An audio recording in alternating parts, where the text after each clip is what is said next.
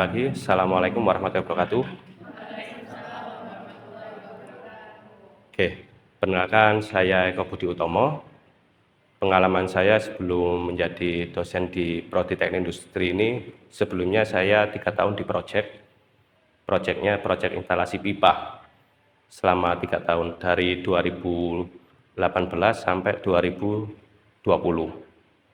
Ya, itu pengalaman saya. Di 2020 sampai 2025, akhirnya saya ambil kesempatan untuk berkarir di dunia akademisi, yaitu dosen.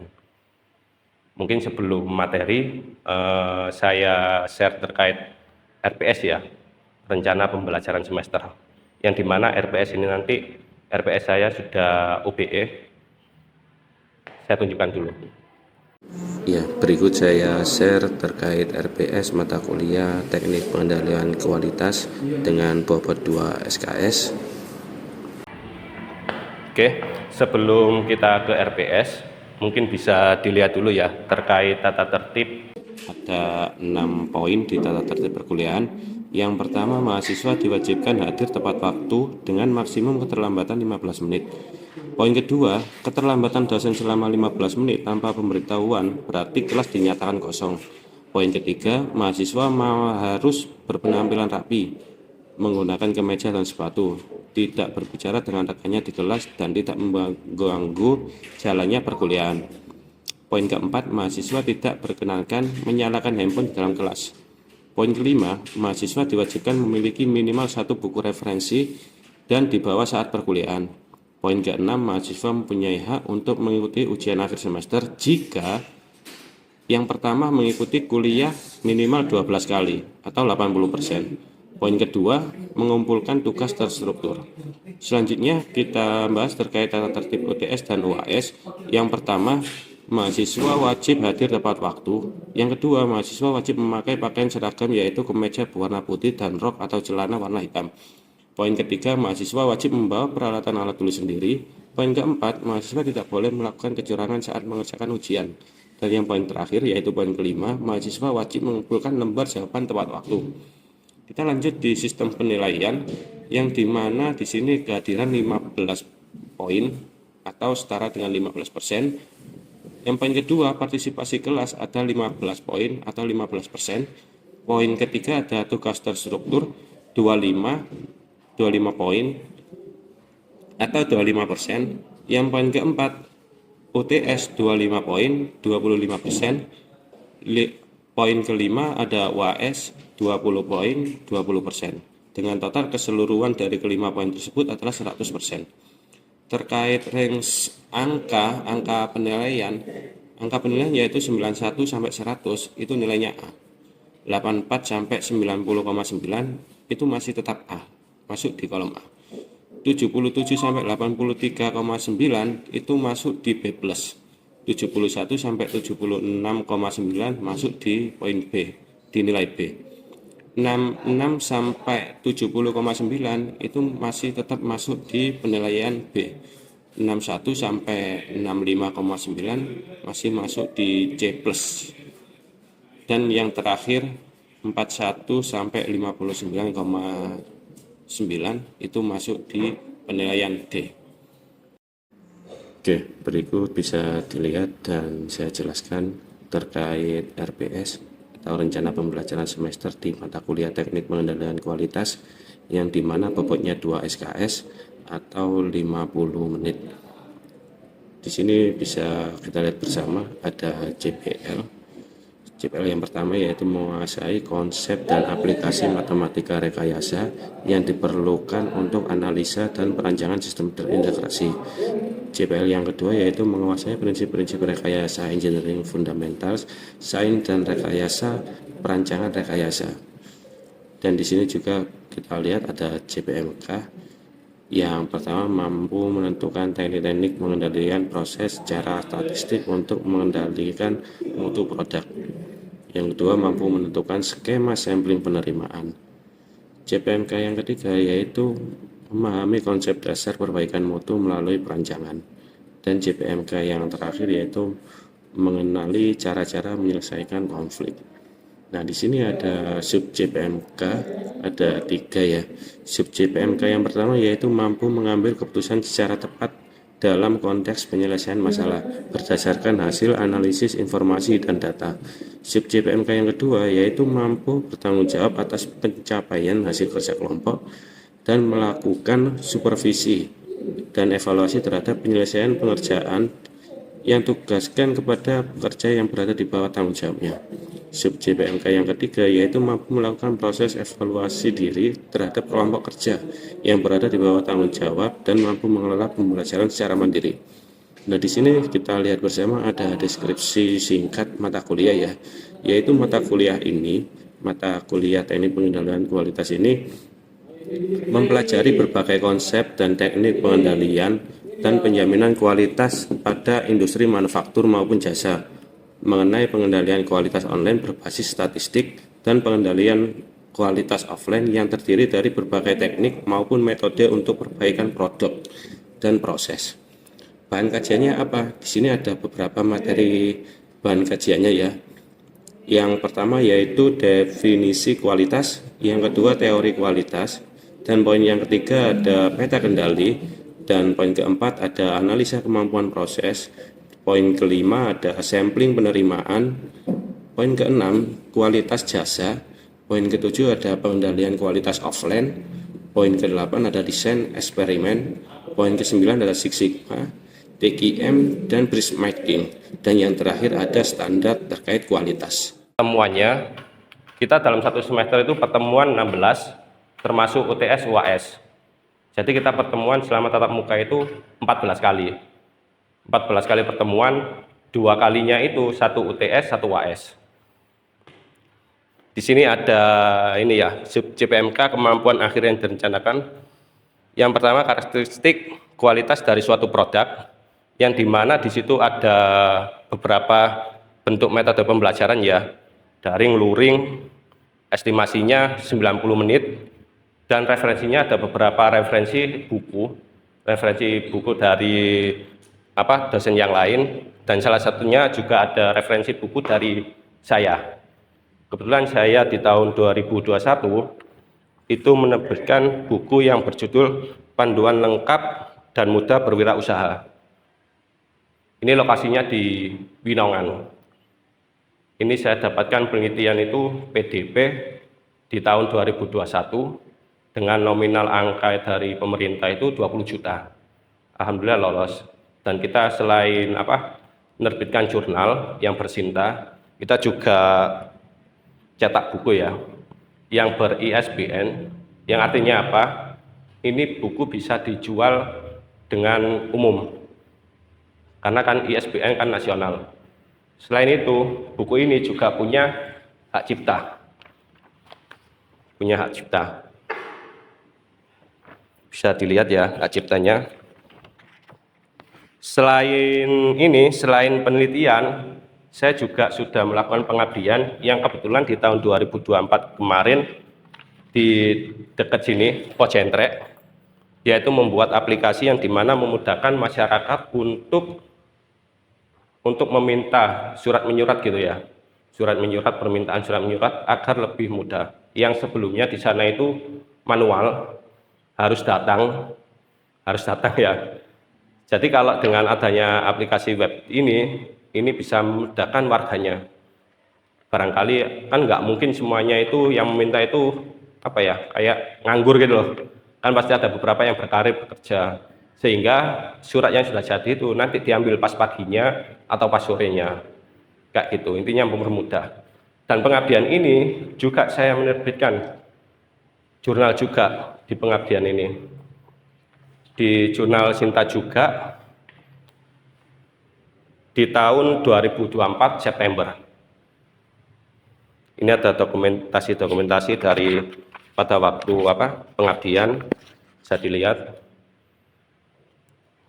Ini bisa diakses di Sinta, di Google Scholar bisa keluar muncul.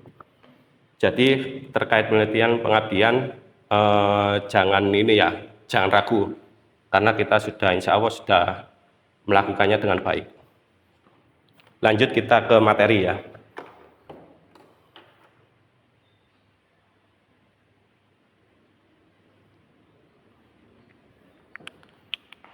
karakteristik kualitas dari suatu produk. Pengertiannya yaitu segala sesuatu yang dapat ditawarkan ke pasar untuk mendapatkan perhatian, dibeli, digunakan atau dikonsumsi. Belum tentu kan, tidak berarti bisa digunakan tapi bisa dikonsumsi kan belum tentu toh suatu produk itu. Makanya ada perhatian, dibeli, digunakan atau dikonsumsi yang pada intinya itu dapat memuaskan si konsumen itu, baik dari keinginan maupun kebutuhan. Ini ada 3 atribut produk. Yang pertama yaitu merek, yang kedua pengemasan, dan yang terakhir yang pasti dari kualitas produk itu sendiri. Karena nggak mungkin ya, namanya produk itu nggak punya merek. Takutnya kalian punya produk tanpa merek, ternyata produk kalian itu viral, terjual bebas laris gitu loh. Nanti diakuisisi oleh orang lain ya, orang lain yang memanfaatkan seperti itu karena belum ada merek gitu loh. Karena merek ini nantinya akan maksudnya dihakikan kan bisa. Kalau orang pakai merek kita bisa nuntut melaporkan dia gitu loh di merek ini, di poin merek. Kalau yang di pengemasan menurut kalian bagus apa? Penting nggak? Penting banget ya. Kalian setiap kali mau membeli barang ya, pasti yang kalian lihat dulu itu kemasan ya. Kemasan ini menarik apa enggak gitu loh. Kalau menarik kan otomatis kalian penasaran, pasti mau beli. Akhirnya dicoba rasakan kualitasnya itu gimana. Kalau memang itu barangnya itu produknya makanan, enak apa tidak. Kalau misal itu produk kayak pemakaiannya itu awet apa enggak gitu kan, seperti itu. Nah di sini ada merek, yaitu istilah, simbol, rancangan atau kombinasi dari semua ini yang dimaksudkan. Nah ini ada contoh beberapa merek ya. Kalian tiba-tiba pakai merek Honda yang sudah dihakikan, iya kan pasti dituntut loh. Kalian buat motor baru, desain baru, kalian labeli merek Honda, pasti kan dituntut. Sama halnya kalau kalian air minum dalam kemasan. Di sini kan lebih banyak ini toh, perusahaan makanan minuman, apalagi minuman air minum ya, AMDM, air minum dalam kemasan. Kalau kalian membuat produk air minum yang baru, nggak mungkin kalian nggak label ini, pasti kan dituntut toh. Pemberian merek merupakan masalah pokok dalam strategi produk. Di sini ada contoh dari pengemasan ya. Pengemasan itu bisa dari palet, bisa dari cup ini, bisa dari kalau yang mungkin pernah dijumpai sama kita pakai ini di rumah. Ini kan mudah dijumpai kalau memang rumahnya masih banyak kebunnya. Kalau di perkotaan sudah jarang dijumpai ya. Ada juga yang pakai kaca. Kalau dari beberapa ini semuanya, beberapa jenis kemasan ini, mana yang lebih steril menurut kalian? Kaca. Oke. Karena kaca memang lebih steril. Lebih tahan akan bakteri yang masuk gitu loh. Lebih tahan. Selanjutnya mungkin dari kualitas produk itu sendiri, kemampuan suatu produk untuk melaksanakan fungsinya, daya tahan keandalan, berarti kan antara awet tidaknya. Sama seperti kalau kita beli contohnya kipas angin, kan pasti nggak semuanya itu, pasti dari merek-merek yang berbeda itu kan mempunyai ketahanan yang berbeda-beda toh. Nggak mungkin semuanya itu dengan ketahanan yang sama, pasti berbeda-beda. Yang kedua, ketepatan kemudahan operasi dalam perbaikan. Yang diperhitungkan lagi saat mungkin contohnya membeli kipas angin, apakah ini perawatannya itu mudah, apakah sulit? Kan perlu itu juga toh, dipikirkan juga. Serta atribut benda lainnya. Yang poin kedua, untuk meningkatkan kualitas produk perusahaan dapat menerapkan program TQM. Dan yang terakhir, selain mengurangi kerusakan produk, tujuan pokok kualitas adalah meningkatkan nilai dari konsumen. Percaya diri. Kita sebagai penjual itu lebih percaya diri bila mana konsumen itu percaya terhadap produk kita gitu toh. Ya enggak?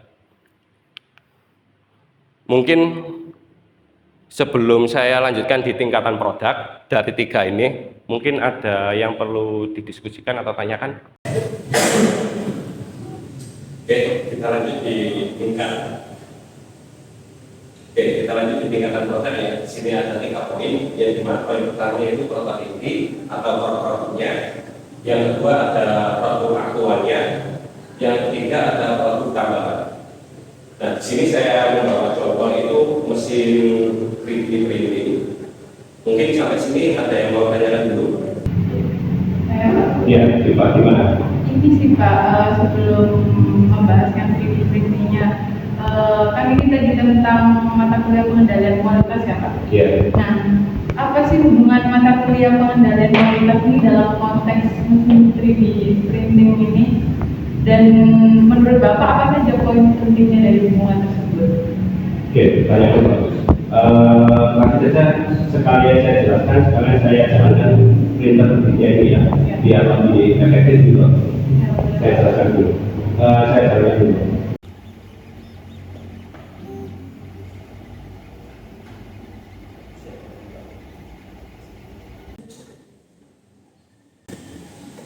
Oke, kemudian dari mata kuliah pengendalian kualitas sama mesin 3D ini sangat penting karena memang dalam konteks mesin 3D ini memastikan produk yang dihasilkan itu spesifikasi yang diinginkan serta meminimalkan cacat atau kegagalan. Karena kan sangat itu ya, ini kan sangat spesifik sekali untuk pengerjaannya itu. Karena kan sangat itu ya, ini kan sangat spesifik sekali untuk pengerjaannya di mesin 3D ini. Jadi untuk tingkat cacat sama kegagalan itu sangat minim. Yang selanjutnya melibatkan berbagai teknik atau proses untuk memverifikasi dan memastikan integritas produk seperti inspeksi visual, pengukuran dimensi, dan yang terakhir pengujian material. Lalu ada beberapa poin penting yang terkait hubungannya sama pengendalian kualitas di mesin 3D ini. Yang pertama yaitu integritas produk, yang dimana pengendalian kualitas memastikan bahwa setiap bagian yang ada di mesin 3D ini memenuhi spesifikasi yang ditetapkan dan berfungsi sebagaimana mestinya. Jadi spesifikasinya itu sebagaimana mestinya itu berfungsi dengan sangat baik.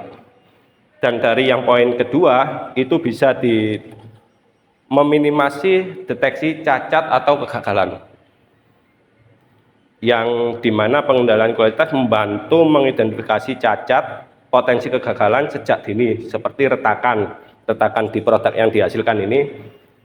Yang kedua, lapisan yang terikat atau penyimpangan dimensi, karena di sini pada saat proses mesin berjalan ini pasti ada yang namanya kegagalan produk.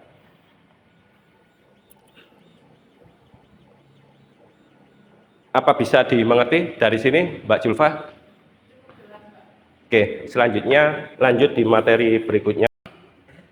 Oke, kita lanjut di materi ya. Kita lanjut di materi yaitu di produk inti, yang tadinya ada 3 tingkatan produk inti, produk aktual, sama yang terakhir produk tambahan.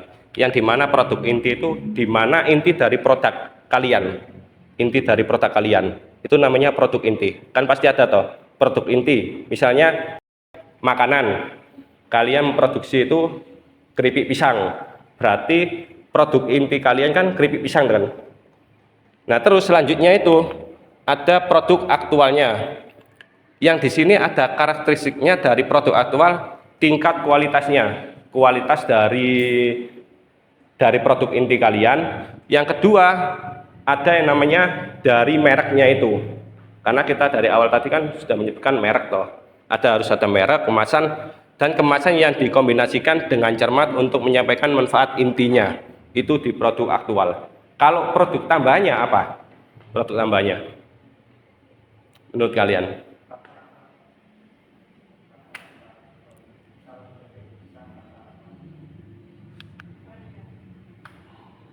cara jual dan melayani konsumennya. Itu produk tambahan yang nggak bisa terpisahkan dari produk intinya. Dari produk intinya dan yang terakhir di produk tambahannya. Karena sebaik apapun produk yang kalian buat, sebaik apapun kemasan yang kalian buat, kalau nggak bisa jual, sama aja bohong.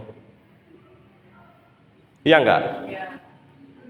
Ya gimana cara kita menjual yang lebih baik, lebih bagus? Sekarang kan memang era digitalisasi, yang dimana kalian kan bisa bebas untuk menjual produk kalian online kan. Itu adalah poin tambahan untuk yang memang punya produk seperti produk keripik pisang tadi.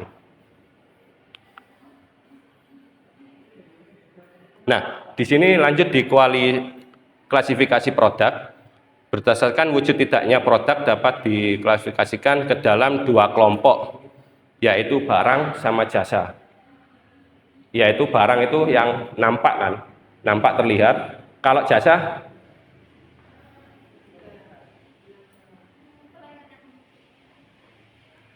barang itu terlihat, jasa kayak nggak terlihat ya. Karena memang produk itu ada yang terlihat, ada yang nggak terlihat. Karena tadinya ada yang menikmati rasanya, ada yang menikmati kepuasannya. Ada di sini ada daya tahannya terdapat dua macam barang. Kali ini kalau ngomong barang ya, ini ada barang tidak tahan lama sama barang yang tahan lama. Contoh dari barang tidak tahan lama apa? Makanan.